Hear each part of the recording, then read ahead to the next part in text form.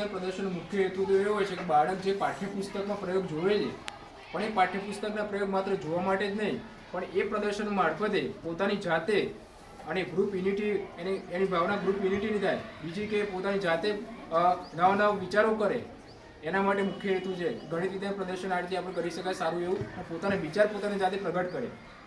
સરસ. આવા પ્રદર્શનોથી વિદ્યાર્થીઓના શૈક્ષણિક અને માનસિક વિકાસમાં શું ફેરફાર જોવા મળે છે?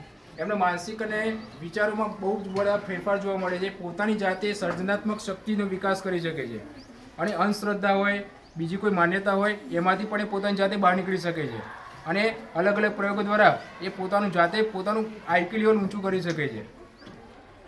ગ્રામ્ય વિસ્તારના બાળકોમાં વૈજ્ઞાનિક વિચારધારા વિકસાવવા માટે આવા કાર્યક્રમો કેટલા મહત્વના છે? બહુ જ મહત્વના છે. એનું પહેલું કારણ એ કહીએ કે બાળક અત્યારે ગામની પરિસ્થિતિમાં રહેતું હોય છે પણ ગામમાં અંધશ્રદ્ધા ફેલાયેલી હોય, બીજા કોઈ ખોટા વિચારો હોય, તો એ પોતાની જાતે સાયન્સના વિચાર અને વિજ્ઞાનના પ્રયોગો લઈને પોતાના અવનવા વિચારો દ્વારા અને પ્રયોગો દ્વારા પોતાની ગામમાંથી આજુબાજુમાંથી અંધશ્રદ્ધા દૂર કરી શકે છે, પછી ફળિયામાંથી દૂર કરી શકે છે અને પોતાના વિચારો ગામ સુધી, પોતાના ફળિયા સુધી પહોંચાડી શકે છે અને એક સારો અને જાગૃત નાગરિક બની શકે છે.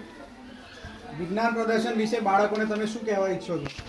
વિજ્ઞાન પ્રદર્શન વિશે હું એ જ કહીશ કે આ રીતે બધા બાળકો જો ભાગ લે તો આપણો દેશ જે વિચારીએ કે ભવિષ્યમાં 2048 સુધીમાં, અત્યારે આપણે ઇન્ડિયા અંડર ડેવલપ કન્ટ્રી છે પણ ભારત જે વિકાસશીલ આગળ વધી રહ્યો છે, જો આ રીતે બાળકો ભાગ લેશે તો આપણે વિચારીએ છીએ એ પ્રમાણે જ આપણે ભારત આ એક મોખરેનું સ્થાન મેળવી શકશે.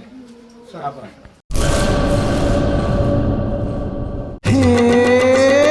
સોનાનો સૂરજ ઉગ્યો રે ખેતરમાં, સાગર લક્ષ્મી બાજરી બિયારણ, લાંબા ડુંડામાં દાણા ભરપૂર, ખેડૂતને આપે ઉપજ ભરપૂર, સાગર લક્ષ્મી બાજરી બિયારણ.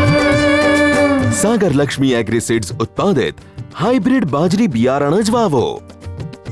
લક્ષ્મીનો સાગર એટલે સાગર લક્ષ્મી.